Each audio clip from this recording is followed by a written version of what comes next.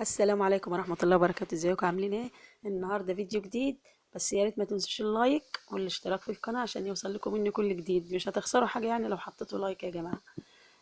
اللي احنا شايفينه قدامنا ده ده نبات الحرنكش. الحرنكش طبعا كلنا بنشتريه وبنستصعب طريقة زراعته. هي طريقة زراعته سهلة جدا ومش مكلفة خالص، وبيطلع وبيدينا برضو محصول كويس. هنتكلم عنه الأول شوية وبعد كده هنتكلم عن الزراعة. طبعا زي ما احنا شايفين قدامنا هي ديت شجرة نبات الحرنكش. هي بتشبه أقرب شبيه ليها شجرة عنب الديب. أنا كنت منزلها قبل كده فيديو عن عنب الديب. هي شبهه جدا، حتى الزهرة بتشبه عنب الديب. يعني عنب الديب في البداية برضو بنفس الزهرة كده يعني. طبعا اللي بيختلف في الورقة زي ما احنا شايفين قدامنا كده. ديت الحرنكش. هنشوف قدامنا بقى الزهرة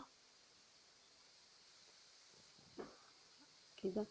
الزهرة شبه عنب الديب بالظبط، يعني لو رجعنا الفيديو عنب الديب هنلاقي نفس الزهرة. بس طبعا عنب الديب الحباية بتاعته بتطلع من غير غلاف، اما الحرنكش زي ما احنا شايفين بتطلع بيكون فيها غلاف. يعني ده الفرق بين الاتنين يعني.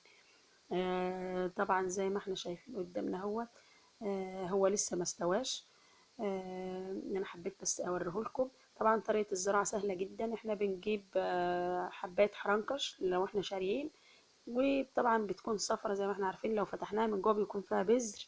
بناخد البذر ديت وبنحطه في اي تربة، الصيص او في ارض مستديمة عادي، وبنحط البذرة اللي جوه الثمرة نفسها تحت التربة، او بنحطها وبنغطيها بالتربة وبنرويها. وبيكون هي دي طريقة الزراعة. ما تنسونيش في اللايك، والسلام عليكم ورحمة الله.